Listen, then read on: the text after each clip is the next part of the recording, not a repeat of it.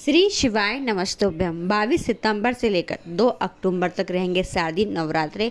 इस बार माँ भगवती देवी की ऐसी कृपा हुई कि ये नवरात्रि रहेंगे 10 दिन के। जी हाँ, कई सालों बाद ऐसा मौका आया है कि नवरात्रि पूरे 10 दिन के हैं, यानी कि कोई भी तिथि घटी नहीं है, उल्टा बढ़ी है।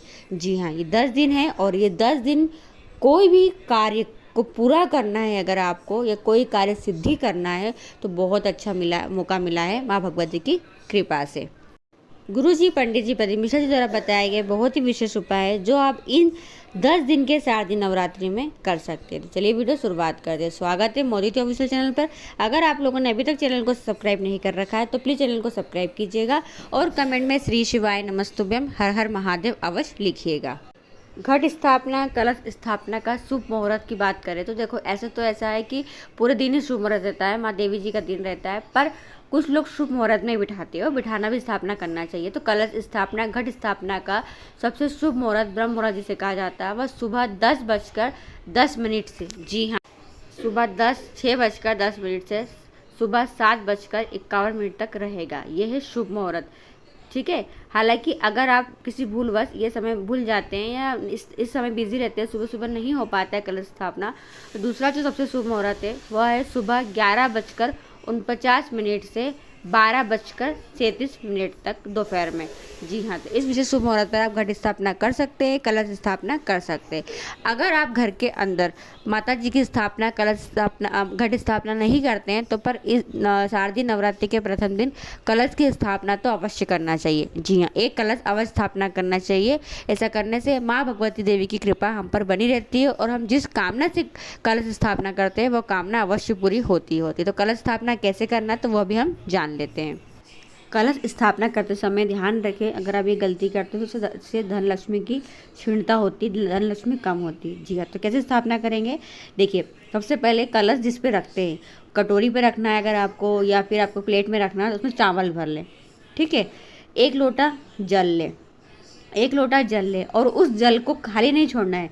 जल के अंदर सबसे पहले आपको 1 बूंद गंगा जल डाल लेना है और उसके बाद उस जल में आपको डालना है कॉइन। 1 का कॉइन, 2 का कॉइन, 5 का कॉइन, जो आप डाल सकते हैं, सिक्का डाल दीजिए। 1 हल्दी की गांठ, 1 पूजा की सुपारी, 1 कमल गट्टा। क्या क्या डालेंगे? हल्दी की गांठ, पूजा की सुपारी और कमल गट्टा। ये तीनों सामग्री कलश में डाल दीजिए। फिर आपको लेना है आम के पत्ते। आम के पत्ते कितने ले सकते हैं? अगर आम के नहीं मिलते तो अशोक के पत्ते ले सकते हैं। और ये पत्ते आपको लेना है कम से कम 11 पत्ते। जी हाँ, 11 पत्ते ले लें। 1 श्रीफल ले, वो श्रीफल होना चाहिए पानी वाला। हाँ जी, पानी वाला श्रीफल। और उस श्रीफल के ऊपर आपको लपेटना है मोली। पर मोली कितनी बार लपटी जाती है? तो मोली लपटी जाती है 9 बार।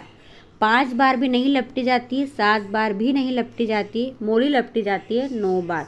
9 से ना अधिक, 9 से ना कम, 9 बार आपको श्रीफल के ऊपर मोली लपेटना है। अगर 9 से कम बार मोली लपेटते हैं तो उसे धन संपदा की क्षीणता होती है। इस बात का विशेष ध्यान रखें। इस तरीके से मोली लपेट दें नारियल के ऊपर और इस श्रीफल को फिर कलश के ऊपर रख दीजिए। रख कर फिर हाथ जोड़कर देवी, गणेश जी, महादेव सबका स्मरण करते हुए कलश के ऊपर स्वास्तिक बना दे, कलश की पूजन अर्चन कर ले। ये हुई कलश स्थापना। अगर आप लोग घट स्थापना नहीं करते हैं तो कलश स्थापना कर 10 दिनों तक उस कलश की पूजन अर्चन करें। जिस कामना से करते हैं मनोरथ पूरे होते हैं। और अगर घट स्थापना करते हैं तो कलश स्थापना आप करती होंगे, तो तब कलश के अंदर खाली कलश ना रखें। जिस तरीके से बताया है उस तरीके से आप सामग्री डालकर कलश की स्थापना करें। दूसरा उपाय, गुरु जी, पंडित जी, पति मिश्रा जी द्वारा बताया गया बिल्कुल नया उपाय है। कोई भी मनोकामना हो, कोई भी अटका हुआ कार्य हो, इस बार 10 दिन की नवरात्रि है, कार्य सिद्धि के लिए बहुत अच्छा दिन आया है। आपकी जो भी मनोकामना है उस मनोकामना के लिए या तो आप घर पर कर सकते हैं, या शिवालय जाकर कर सकते हैं, या फिर देवी जी के मंदिर जाकर इस उपाय को आप कर सकते हैं। जी हाँ, करना क्या है, गुरु जी ने कहा है आपको लेना है लाल पुष्प। लाल पुष्प लेना है 9। लाल पुष्प 9 ले ले, या 1 पुष्प के 9 पत्तियाँ ले ले, यानी आपको 9 लेना है। 9 लाल पुष्प ले ले या 9 पत्तियाँ ले ले। ठीक है। या फिर पुष्प पत्तियाँ नहीं मिल पाती है तो चावल के दाने ले लें। कितने? 9 चावल के दाने। और उन चावल के दानों को या तो कुमकुम से या फिर लाल चंदन से लाल कर ले। ठीक है। यानी आपको लाल चीज़ लेना है। देवी जी को सबसे अधिक प्रिय है लाल कलर, तो ये लाल फूल ले ले या लाल चावल के दाने ले लें। इन चावलों के दानों को आप अपनी मनोकामना का स्मरण कर कर, अपनी मनोकामना को बोलकर माँ भगवती देवी का स्मरण कर कर आप माँ भगवती देवी को, अगर आपके घर में देवी जी का फोटो है, प्रतिमा है, घट स्थापना करिए, तो माता जी के चरणों में 9 चावल के दाने समर्पित कर दें। जी हाँ, या फिर शिवालय जाकर जहाँ शिवलिंग रखी रहती है, जिसे कहा जाता है माँ पार्वती का हस्तकमल, वहाँ पर आप चावल के दाने समर्पित कर दें, पुष्प समर्पित कर दें। या देवी जी के मंदिर जाते हैं तो देवी जी के मंदिर जाकर देवी जी के चरणों में पुष्प को समर्पित कर दें। और कितने करना है? 9 करना है।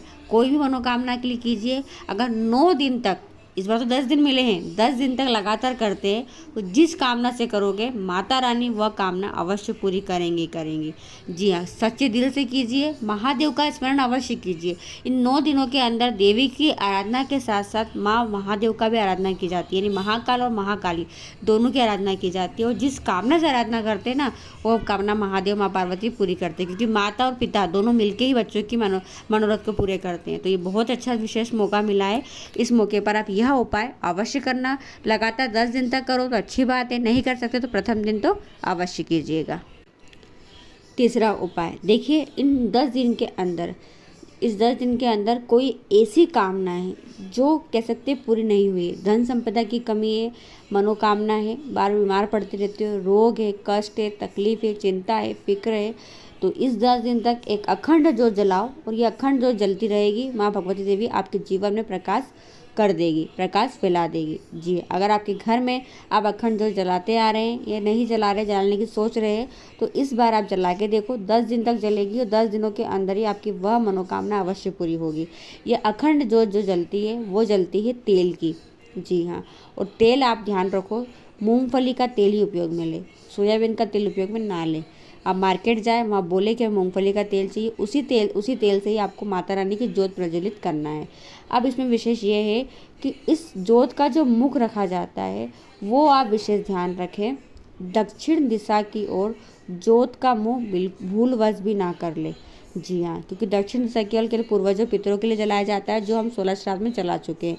अब ये 9 दिनों के अंदर नवरात्रि में, शारदीय नवरात्रि में आपको जो अखंड ज्योत जलानी है, वो ज्योत का मुख आप उत्तर की ओर कर सकते हैं, पूरब की ओर कर सकते हैं, पश्चिम की ओर कर सकते हैं, पर दक्षिण दिशा की ओर, जी हाँ, दक्षिण दिशा की ओर ज्योत का मुख नहीं किया जाता है। इस बात का विशेष ध्यान रखें। अगर आपको नहीं पता है दक्षिण दिशा कौन सी है तो किसी से पूछ ले, जी हाँ, जानकारी ले ले, फिर आप ज्योत प्रज्वलित करें, पर दक्षिण दिशा की ओर बाती का मुख भूलवश भी ना करें। अगर दक्षिण दिशा की ओर हम बाती का मुख कर लेते हैं तो हमारे घर में साल भर के अंदर कोई ना कोई दुर्घटना, कोई ना कोई बुरी चीज़ हो ही जाती है। तो अगर आप उत्तर दिशा की ओर लौकी बाती का मुख रखेंगे तो धन का लाभ होगा, पूर्व दिशा की ओर रखेंगे तो घर के अंदर व्यक्ति की आयु वृद्धि होगी ही होगी। पश्चिम और दक्षिण 2 दिशा में बिल्कुल ना रखें। तीसरा उपाय, आपको क्या करना है, इस नवरात्रि के 9 दिनों में जब भी आप अपने घर में पूजन के समय पोछा लगाएं, झाड़ू लगाएं, तब आपको इस उपाय को करना है। इस उपाय को करने से घर के अंदर से दरिद्रता दूर होती है, दरिद्रता दूर भागती, धन संपदा विभव की बढ़ोतरी होती है और माँ लक्ष्मी का वास हमारे घर में रहता ही रहता है। तो क्या करना है आपको जब आप पोछा लगाएं तो आपको अपने पोछे वाली बाल्टी में, जल में, पानी में आपको डालना है या तो गंगा जल, जी हाँ, गंगा जल के पोछा लगा दें, या फिर आपको डालना है नमक डाल के पोछा लगा दे, या फिर पीली सरसों, जी हाँ, पीली सरसों मतलब पीली राई जो होती है वो डाल के आप पोछा लगा दे। इस तरीके से पोछा लगाने से घर के अंदर सुख शांति समृद्धि बनी रहेगी, लक्ष्मी माता का वास रहेगा, दरिद्रता नेगेटिविटी अपने घर से दूर होगी। इस तरीके से आप 9-10 दिन तक लगातार पोछा लगाएं, फिर देखिए आप घर में कितनी जल्दी परिवर्तन होता ही होता। 5वां उपाय, इस उपाय को करने से घर के अंदर मांगलिक कार्य होते हैं, शुभ कार्य होते हैं, घर में बच्चों का मंगल विवाह, घर में पॉजिटिविटी नेगेटिविटी दूर होती है, घर के अंदर हर प्रत्येक व्यक्ति की तरक्की होती है, उन्नति होती है, शुभ कार्य होते हैं। जी, यानी जिस कामना से आप इस उपाय को करते हैं वह कामना अवश्य पूरी होती है। घर में सुख शांति समृद्धि बनी रहती है। करना क्या है, नवरात्रि के प्रथम दिन, पहले दिन आपको 11, 21, 51 लेना है आम के पत्ते। आम के पत्ते में नवरात्रि के दिनों में माँ लक्ष्मी, माँ भगवती देवी का वास रहता है, इसलिए आपको 11 या 21 या 51 आम के पत्ते लेना है और आम के पत्तों से एक सुंदर सी बंधन बार बनानी है। जी हाँ, सुंदर सी बंधन बार बनानी है और इस बंधन बार को आपको अपने घर के मुख्य दरवाजे पर बांध लेना है। जी हाँ, मोली से बांध ले। जी हाँ, इसमें सुई का इस्तेमाल नहीं करना है, केवल आपको मोली से पत्तों को बांधते जाना है और सुंदर सा बंधन बार तैयार। बंधन बार बांधते हैं तो घर के अंदर शुभ कार्य, मांगलिक कार्य होते ही होते। तो कुछ विशेष उपाय है, इन उपायों को आप अवश्य कीजिएगा नवरात्रि के प्रथम दिन। वीडियो पसंद आए, आपके लिए उपयोगी रहे तो वीडियो को और लोगों तक जरूर शेयर कीजिएगा। श्री शिवाय नमस्तुभ्यम। हर हर महादेव।